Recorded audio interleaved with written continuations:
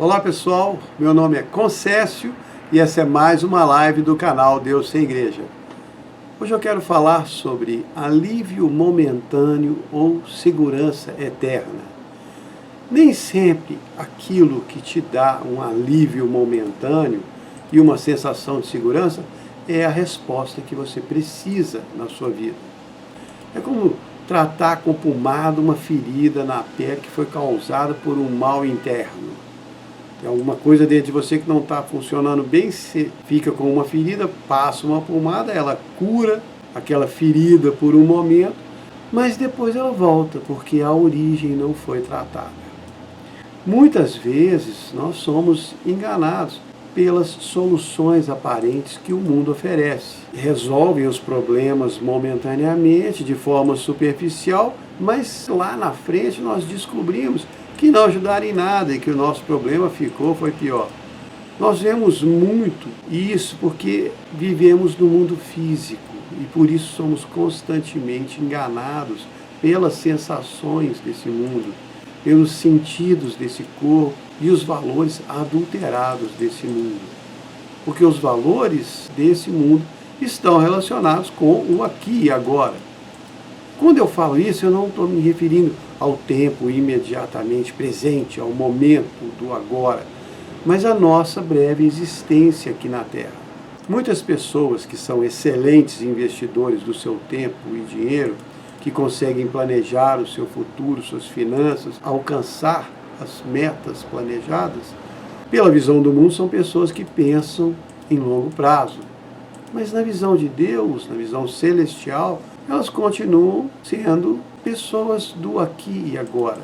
É claro que essas pessoas vão discordar de mim, dizendo que não planejam o aqui e agora, mas que planejam o futuro e por isso conseguem alcançar as suas metas futuras. E eu concordo quando se trata de metas do mundo físico, metas para a sua existência nele. Mas curto prazo, aqui seriam 2, 3, 4 anos e o longo prazo 20, 30, 40, porque são números bem significativos para a nossa realidade do mundo físico. Mas essa não é a realidade do mundo espiritual, do eterno. Os nossos 80, 90, 100 anos de vida aqui são um espaço de tempo muito pequeno que nós temos para aprender e investir no verdadeiro longo prazo, que é a eternidade.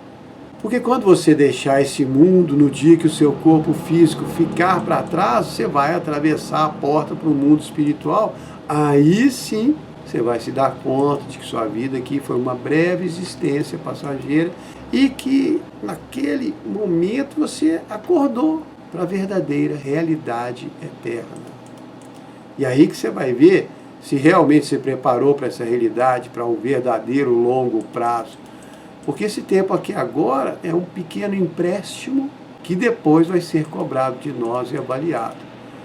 Jesus contou na parábola dos talentos de Mateus 25 e Lucas 19. Eu vou resumir a versão do Lucas 19 como está na Bíblia NTLH, a nova tradução na linguagem de hoje. Certo homem rico viajou para um país bem distante. Antes de viajar, chamou seus empregados, deu a cada um uma moeda de ouro e disse: vejam o que vocês conseguem ganhar com esse dinheiro até que eu volte. Quando voltou, mandou chamar os empregados para saber quanto tinham ganhado. O primeiro chegou e disse: patrão, com aquela moeda de ouro que o senhor me deu, eu ganhei 10. E ele respondeu: muito bem, você é um bom empregado. Por ser fiel nas pequenas coisas, você vai governar 10 cidades. E o segundo empregado veio e disse: patrão, com aquela moeda que o senhor me deu, eu ganhei 5. E o patrão disse: você vai ser governador de 5 cidades. O terceiro chegou e disse: patrão, aqui está a sua moeda de volta. Eu embrulhei num lenço e escondi. Tive medo do senhor porque sei que é um homem duro. E aí ele respondeu: você é um mau empregado, porque você não pôs o meu dinheiro no banco para que quando eu voltasse da viagem eu recebesse de volta com juros. Então disse para os que estavam ali: tirem dele a moeda e deem ao que tem 10. E eles responderam: mas ele já tem 10 moedas. E o patrão disse: aquele que tem muito receberá ainda mais, mas aquele que não tem, até o pouco que tem, lhe será tirado. E Jesus não estava falando de bens físicos nessa parábola. O problema é que a maioria das pessoas pensa que essa parábola fala da salvação, mas na verdade ela trata da sua recompensa no céu. O que você vai receber ou não quando chegar lá. Porque a sua salvação é um presente de Deus que foi dado a todos aqueles que aceitaram o sacrifício de Jesus na cruz. Os que receberam dele o pagamento da dívida com a lei. Já falei disso muito aqui, inclusive no meu primeiro vídeo chamado A Salvação, eu expliquei bem toda essa questão. Se você tem alguma dúvida, por favor, assista. É um estudo muito bom sobre o tema. Mas o ponto dessa parábola é o que você fez com aquilo que Deus te deu aqui na terra. Os seus talentos, suas habilidades, suas conquistas, suas realizações. Você está usando tudo isso só para o aqui e agora ou para o lá e depois?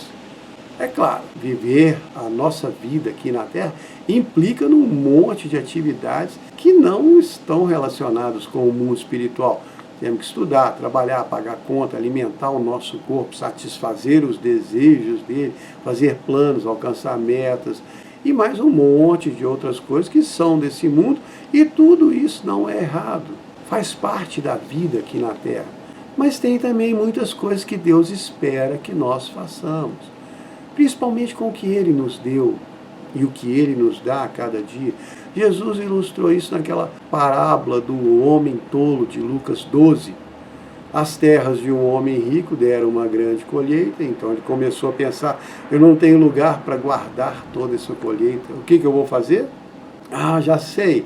Vou derrubar os meus depósitos, construir outros maiores, e neles vou guardar todas as colheitas, junto com tudo que tem. Então direi a mim mesmo, homem feliz, você tem tudo o que precisa para muitos anos. Descanse, coma, beba e se alegre. Mas Deus disse para esse homem, seu tolo, essa noite você vai morrer, e quem vai ficar com tudo que você guardou? Jesus concluiu dizendo que isso é o que acontece com aqueles que juntam riquezas para si mesmos, mas não são ricos para com Deus. O erro desse sujeito não foi ser rico, foi ser egoísta, porque a colheita grande e farta foi Deus que deu para ele. Mas o erro dele foi não pensar em mais ninguém, a não ser em si mesmo. Nem pensou em ajudar alguém com o que tinha. Eu preciso que vocês fiquem bem atentos a tudo que eu vou falar aqui, para não ficar parecendo que eu estou fazendo alguma pregação de obras daquele tipo, você tem que dar para se dar bem. Não, não é isso. A lição aqui é mais profunda. É sobre valores verdadeiros. Porque dar e ajudar é muito importante. Jesus enfatizou isso em Lucas 18, 22, quando falou para o jovem rico vender tudo que tinha e dar aos pobres, que ele ia ter um tesouro no céu. Então Deus realmente espera que nós ajudemos os que precisam. E Ele vai recompensar cada boa ação que nós fazemos aqui na Terra. Inclusive essa recompensa é uma grande motivação usada por muitas igrejas e até por religiões não cristãs.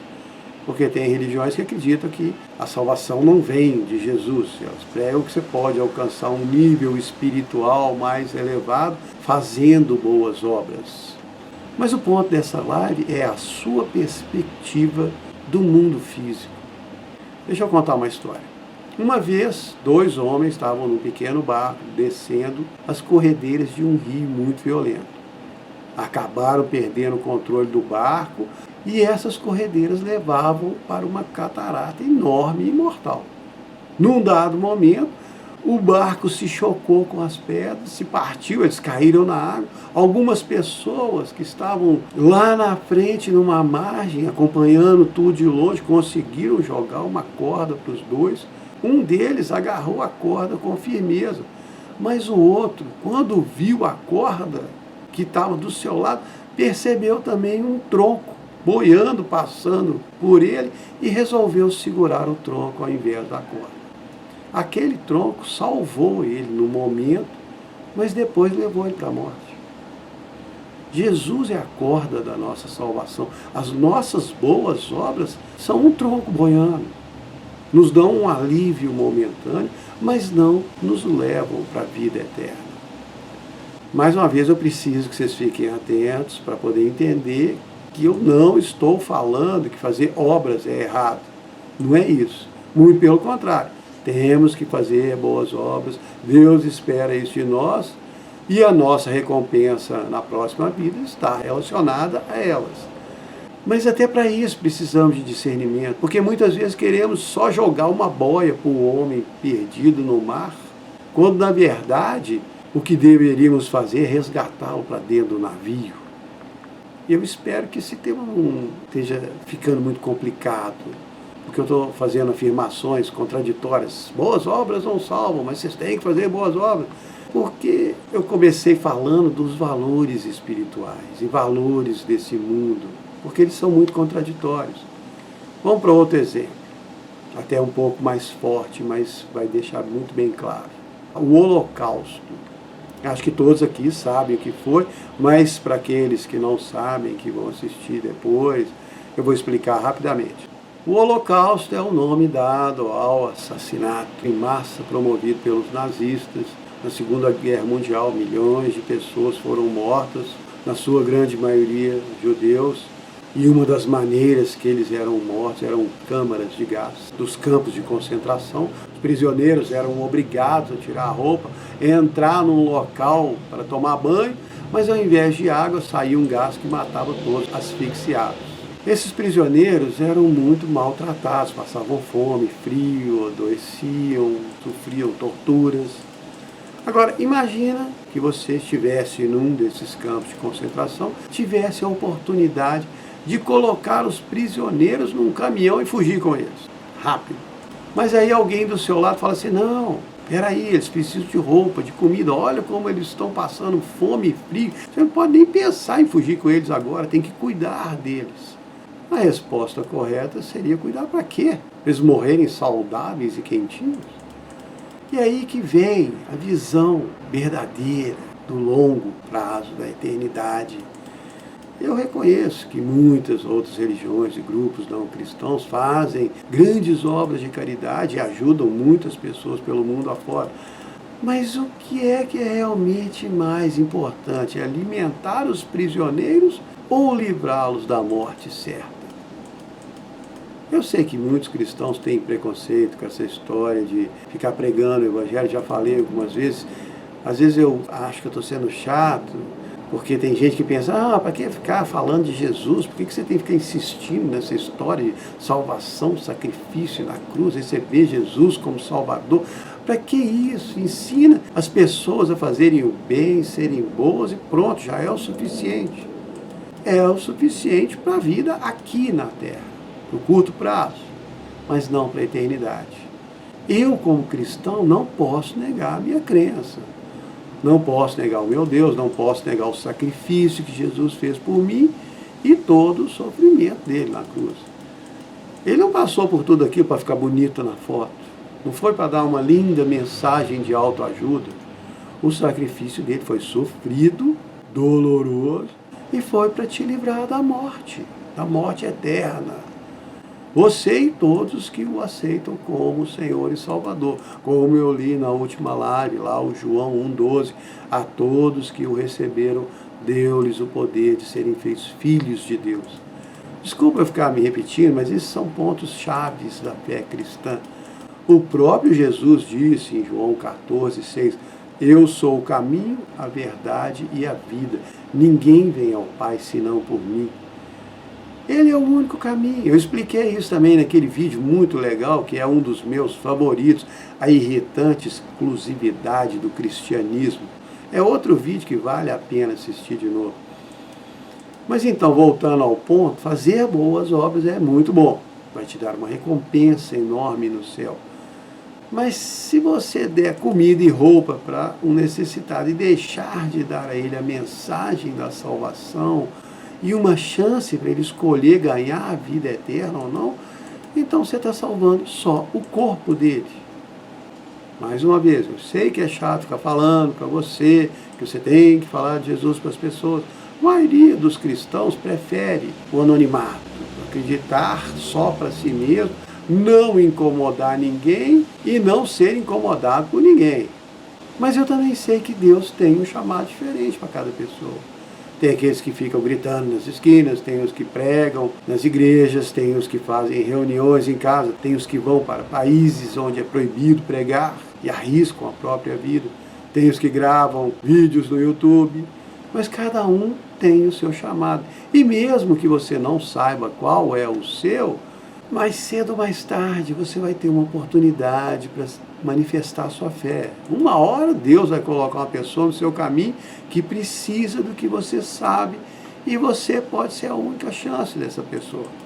Uma vez eu li um caso de um cristão que foi almoçar num restaurante, isso é uma história verídica, e Deus falou no coração dele para ele conversar com o garçom que estava servindo. Mas esse cristão não estava com muita vontade naquela hora. Aquela voz de Deus dentro dele ficou insistindo e ele até reparou na expressão triste no rosto do garçom, mas preferiu deixar aquela história para outro dia. Só que ficou arrependido, aí voltou no outro dia, no mesmo restaurante, perguntou pelo tal garçom, mas aí falaram para ele que o sujeito tinha tirado a própria vida. Ele deveria ter sido a oportunidade de Deus para aquele homem, mas preferiu não ser. Foi mais cômodo para ele, mas o garçom custou a vida.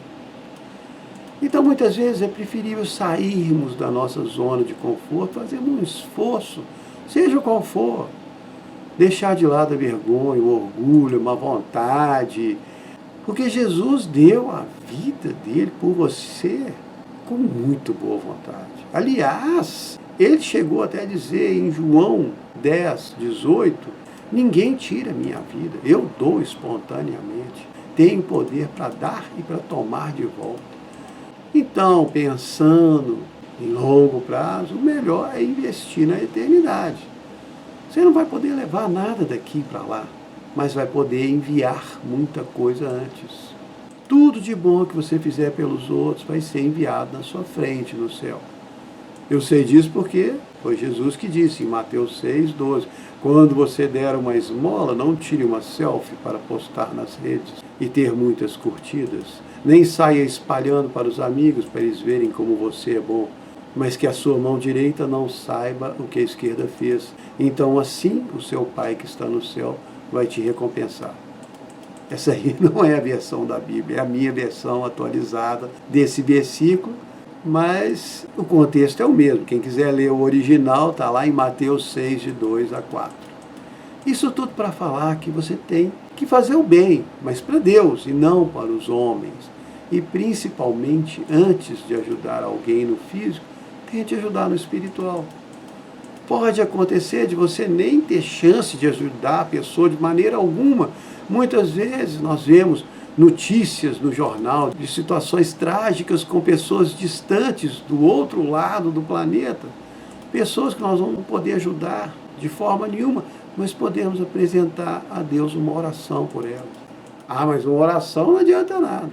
Se você pensa assim, eu sinto muito, porque como cristão você deveria ter fé no seu Pai, no amor dele por você e no amor dele pelas pessoas por quem você ora.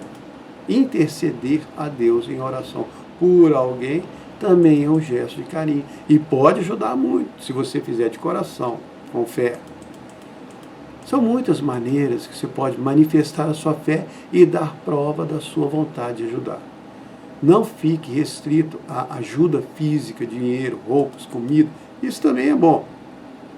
Mas muitas vezes a pessoa precisa de um conforto espiritual, uma palavra amiga, conhecer a rocha espiritual verdadeira. Uma alma aflita e um psicológico abalado não podem ser confortados com as coisas desse mundo.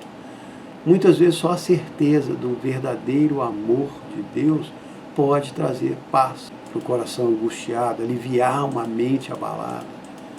Se você perceber que a necessidade física também é grande, então dê os dois, mas não negue a ajuda espiritual, seja por vergonha, timidez ou falta de vontade. Nem todo o dinheiro do mundo pode comprar paz de mente, corpo e espírito que Jesus pode te dar. E esse dinheiro também não vai conseguir livrar nenhuma alma da morte espiritual. Só Jesus consegue.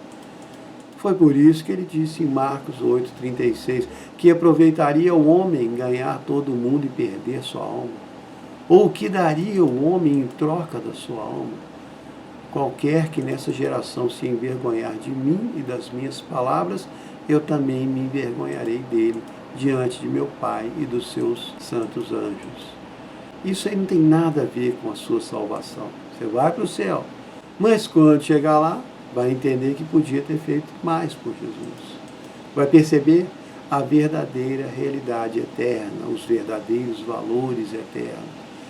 E aí vai passar o resto da vida com aquela cara de Madalena arrependida, para não falar outra coisa.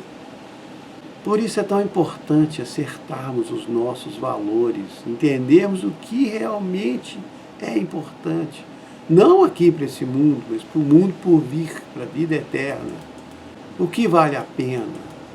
Porque quando você se apresentar perante Jesus, Ele não vai te julgar pelo quanto você conquistou aqui na terra.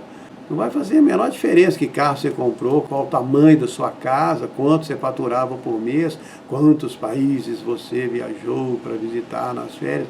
Nada disso vai ter importância. Mas Ele vai querer saber quem você ajudou aqui na terra, as suas boas obras. E, acima de tudo, Ele vai querer saber quem você trouxe para perto dele.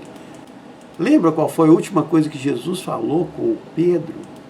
Depois que Ele ressuscitou, Ele apareceu na praia do mar de Tiberíades para os seus discípulos. Está lá em João 21. Quando Jesus encontrou com o Pedro, sentou com ele para comer um peixe, Ele perguntou para o Pedro: Pedro, você me ama?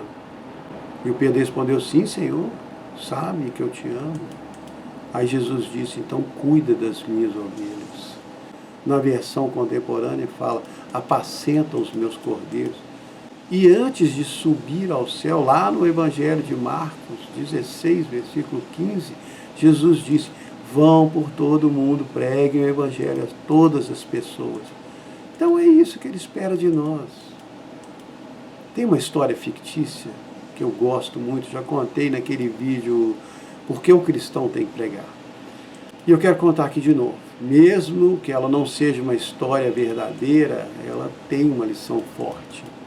É sobre quando Jesus voltou para o céu, depois que terminou sua missão aqui na terra, os anjos estavam lá todos esperando por Ele, ansiosos para saber como tinha sido. E aí Jesus ficou lá contando para eles todos os detalhes, tudo o que Ele tinha passado. E num determinado momento um anjo perguntou: e agora, Senhor, o que vai acontecer? E aí Jesus respondeu animado: agora os meus discípulos vão levar a minha mensagem para todas as pessoas do mundo. E aí o anjo intrigado perguntou: mas Senhor, e se eles não forem? Qual é o plano B? E Jesus olhou bem para ele e falou: não tem plano B. Essa história sempre me toca. Toda vez que eu conto eu fico impressionado. Mesmo sabendo que ela é fictícia, essa é uma verdade forte. Porque não existe um plano B. Jesus passou toda a responsabilidade para os seus discípulos.